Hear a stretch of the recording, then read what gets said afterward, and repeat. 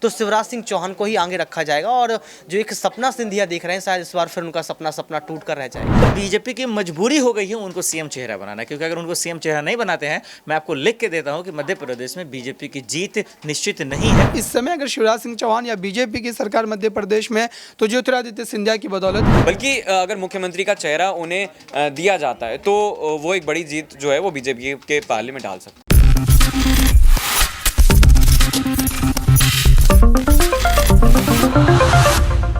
नमस्कार, मैं कशिश और स्वागत है आपका मेरे खास कार्यक्रम राजनीतिक गलियारा में। देखा जाए तो आज स्वर्गीय माधवराव सिंधिया का जन्मदिन है और इस जन्मदिन के मौके पर काफ़ी सारे आयोजन किए गए हैं, कार्यक्रम किए जा रहे हैं और सारे ही कार्यक्रमों में शिरकत करते नजर आएंगे ज्योतिरादित्य सिंधिया। लेकिन आज का जो ये सवाल है वो सवाल ये बना हुआ है कि क्या ज्योतिरादित्य सिंधिया का जो सीएम बनने का सपना है, जिसको लेकर वो काफ़ी बार बोल भी चुके हैं और काफ़ी बार अपनी बातों से पलटी भी खा चुके हैं, तो क्या वो सपना पूरा होगा? क्योंकि देखा जाए कहीं ना कहीं तो यहाँ पर माधवराव सिंधिया का भी सपना था कि ज्योतिरादित्य को सीएम बनाया जाए। अब मध्य प्रदेश के चुनाव इसी साल है और यहाँ पर शिवराज सिंह चौहान भी सीएम बनने की पूरी जुस्तजू में लगे हुए हैं कि एक बार फिर से वो सीएम बन जाए, क्योंकि चुनावी तौर पे देखा जाए तो ये उनका आखिरी समय है। एक तरफ कांग्रेस पार्टी लगातार मेहनत करती नजर आ रही है और साफ तौर पर देखा जाए तो कमलनाथ यहाँ पर सीएम बनने के लिए हर एक कोशिश करते नजर आएंगे। तो यहाँ पर यही सवाल खड़ा होगा कि मध्य प्रदेश चुनाव में आखिरकार किसकी जीत होगी, क्योंकि सिंधिया को यही माना जा रहा है कि वो यहाँ पर सरकार बना भी सकते हैं और सरकार गिरा भी सकते हैं। मेरे साथ यहाँ पर ऋतिक है, सीधा सवाल करेंगे यहाँ पर कि लगातार बार बार यही कहा जा रहा है कि ज्योतिरादित्य सिंधिया को सीएम बना दिया जाए और शिवराज सिंह चौहान का चुनावी तौर पे आखिरी पड़ाव है, तो और ये कहा जा रहा है कि माधवराव का सपना भी था। तो क्या लगता है कि बीजेपी पार्टी माधवराव के सपने को पूरा करती नजर आ सकती है? माधवराव का सपना पूरा होगा या नहीं ये तो नहीं कह सकते हैं। पहले उनकी आज जयंती की बहुत बहुत शुभकामनाएं। लेकिन बड़ी बात यह है कि ज्योतिरादित्य सिंधिया का जो सपना इस वक्त है वो पूरा होगा कि नहीं, क्योंकि देखा आपने पहले देखा होगा कि ज्योतिरादित्य सिंधिया बीजेपी पार्टी में सिर्फ इसी वजह से गए थे क्योंकि वो सीएम बन सके 22 विधायकों के साथ। लेकिन देखा गया कि शिवराज सिंह चौहान के चेहरे पर फिर से बीजेपी ने दाव खेल दिया और शिवराज सिंह चौहान को फिर से सीएम बना दिया। क्योंकि यहाँ पर आपने बीजेपी की रणनीति समझी होगी कि बीजेपी पार्टी अपने नेताओं के चेहरों को दोहराती है, यानी कि सीएम चेहरा बार बार उसी चेहरे को बनाती है। चाहे योगी आदित्यनाथ को देख लो आप, शिवराज सिंह चौहान को भी देख सकते हैं आप, उत्तराखंड चले जाओ।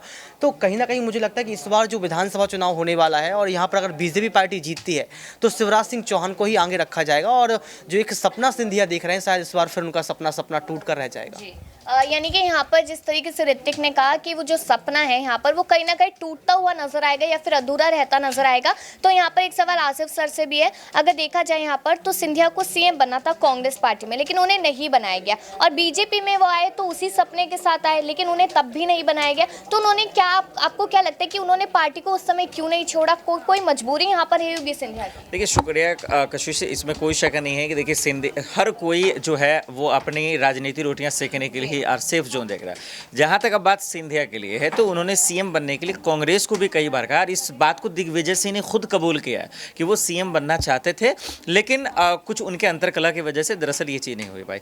और बार बार इत्तला के बाद दरअसल सिंधिया ने जो ये बगावती तेवर अपनाई अचानक से नहीं अपनाया। और ये चीज़ हमारा आप जानते हैं कि ये रैंडम नहीं होता, ये पूरे मीटिंग के साथ बजटते तब होती है, तभी आज वो केंद्र में मंत्री हैं और केंद्र में मंत्री होना बहुत बड़ी बात है, जबकि आप जीत भी नहीं पाते हैं। तो मुझे लगता है कि अब यही वजह है कि उसकी चर्चाएं इतनी हो रही है और अब बीजेपी की मजबूरी हो गई है उनको सीएम चेहरा बनाना, क्योंकि अगर उनको सीएम चेहरा नहीं बनाते हैं, मैं आपको लिख के देता हूं कि मध्य प्रदेश में बीजेपी की जीत निश्चित नहीं है, यानी आसान नहीं है, ये मुश्किल हो जाएगा। लेकिन अगर सिंधिया को सीएम बनाते हैं तो लगभग बीजेपी की जीत सही मानी जाएगी। लेकिन यहाँ पर अगर देखा जाए तो सिंधिया की जीत इसलिए हो सकती है या फिर कांग्रेस या फिर बीजेपी पार्टी की जीत इसलिए हो सकती है क्योंकि सिंधिया को आगे किया जाएगा। लेकिन यहाँ पर सवाल अब्रार से भी है कि अगर देखा जाए यहाँ पर अब्रार की सिंधिया को मुख्यमंत्री बनाना इस वक्त बहुत ज़्यादा जरूरी है और आज माधवराव सिंधिया जो है स्वर्गीय, उनकी भी आज जयंती है और कहा यह जा रहा है कि सपने को बीजेपी अब फाइनली पूरा करती नजर आ सकते हैं। तो लगता नहीं कि शिवराज सिंह चौहान कोई यहाँ पर बड़ा कदम उठा सकते हैं पार्टी के खिलाफ? देखिए, शिवराज सिंह चौहान को इससे पहले भी बीजेपी ने कई बड़े झटके दिए हैं। जिस तरीके से उन्हें जो संसदीय बोर्ड से अलग किया गया,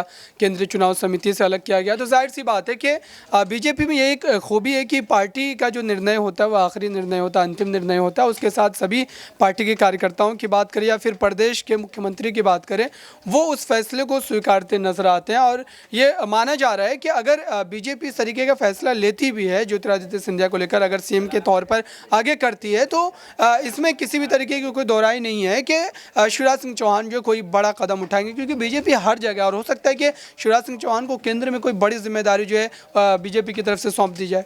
लेकिन यहाँ पर एक और सवाल रहेगा, जो सिंधिया के समर्थक है वो कहीं ना कहीं यहाँ पर गुस्सा होते नजर आए, यहाँ पर बैठक में नजर नहीं आए, और साथ ही साथ देखा जाए जो पार्टी में ऑलरेडी लोग थे उन्होंने गुस्सा जाहिर किया। जो लोग एक बार बगावत कर चुके हैं वो दोबारा भी तो कर सकते हैं, तो पार्टी उन पर कैसे विश्वास करके उन्हें जिम्मेदारी दे सकते हैं, तो उसको लेकर क्या लगता है? देखिए, ज्योतिरादित्य सिंधिया जिस समय पर पार्टी से बगावत उन्होंने की थी और जितने विधायकों के साथ की थी, तो बीजेपी ने उनको जो सम्मान देना था वो दिया, और केंद्रीय उड्डयन मंत्रालय का बड़ा पद जो है उनको सौंपा गया।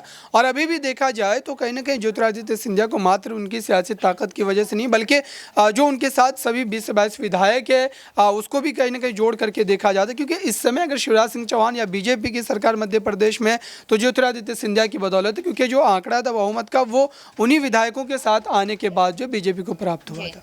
यहाँ पर एक और सवाल मेरा कपिल से रहेगा, जिस तरीके से राहुल गांधी ने भारत जोड़ो यात्रा भी अपनी की, और देखा जाए उन्होंने अपने लुक को भी पूरी तरीके से बदला, और सिंधिया लगातार इन बातों पर तंज कसते नजर आए, तो क्या लगता है कि अगर जो चुनाव होगा मध्य प्रदेश में वो बीजेपी कांग्रेस के बीच में नहीं, वो सिंधिया और राहुल गांधी के बीच में होगा? बिल्कुल होने वाला है, क्योंकि अगर सिंधिया की बात करी जाए तो जिस तरीके से उन्होंने कांग्रेस को छोड़ा, अब उनका पद जो है कद भी लगातार बढ़ता जा रहा है, और इस बात की जो खबरें भी लगातार आ रही है कि शायद उन्हें मुख्यमंत्री का बड़ा पद भी दे दिया जाए। तो मुझे लगता है कि उनका जिस तरीके से पद बढ़ रहा है, साफ तौर पर टक्कर होती हुई देखी जा सकती है। लेकिन राहुल गांधी की अगर बात करी जाए तो मध्य प्रदेश में उस तरीके की चीज़ें कांग्रेस की तरफ से नजर नहीं आ रही हैं। तो मुझे लगता है कि सिंधिया का जो पाला है वो काफ़ी भारी नजर आ रहा है। तो यहाँ पर अगर सिंधिया को मुख्यमंत्री के लिए आगे कर दिया जाता है तो क्या बीजेपी पार्टी को इससे फायदा होगा, जिस तरीके से कांग्रेस पार्टी को फायदा हुआ?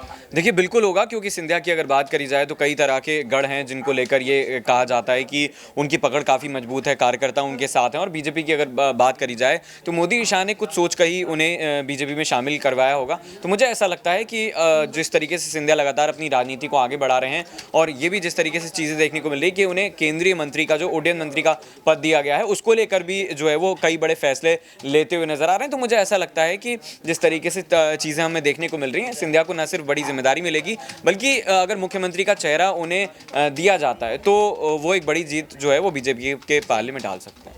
लेकिन यहाँ पर अगर देखा जाए कहीं ना कहीं तो सिंधिया को लेकर अभी भी तमाम तरीके के कयास ही लगाए जा रहे हैं, और साफ तौर पे यही कहा जा रहा है कि शायद अगर सिंधिया को आगे किया जाता है तो यहाँ पर पार्टी को फायदा हो सकता है। लेकिन अभी भी सवाल यही बना हुआ है कि क्या माधव राव सिंधिया की जिनकी आज जयंती है, उनके इस दिन के मौके पर क्या सिंधिया को ये मौका मिलेगा, नहीं मिलेगा? क्या बीजेपी पार्टी यहाँ पर फैसला लेगी, नहीं लेगी? क्योंकि देखा जाए तो मध्य प्रदेश के चुनाव जीतना यहाँ पर सिर्फ बीजेपी पार्टी के लिए ज़रूरी नहीं है, कांग्रेस पार्टी के लिए भी ज़रूरी है। क्योंकि बार बार जिस तरीके से सिंधिया को गद्दार कहकर बुलाया जा रहा था, जयराम रमेश ने यहाँ पर कहा, कमलनाथ ने यहाँ पर कहा, तो ये बड़े सवाल लगातार बनते हुए नजर आते हैं। और देखा जाए यहाँ पर कमलनाथ को मुख्यमंत्री के लिए आगे कर दिया गया है। पहले कमलनाथ मनाही करते नजर आ रहे थे, लेकिन अब उन्होंने साफ तौर पे कह दिया कि वो सीएम पद की लड़ाई लड़ते नजर आएंगे। और क्या माना जाए कि राहुल गांधी की जो भारत जोड़ो यात्रा मध्य प्रदेश से गुजरी थी, क्या उसका फायदा यहाँ पर देखने को मिलेगा? क्योंकि त्रिपुरा, नागालैंड और मेघालय में तो कोई भी खास फायदा राहुल गांधी की भारत जोड़ो यात्रा को देखने को नहीं मिला। ठंडे बस्ते में जाती नजर आई और यहाँ पर यात्रा,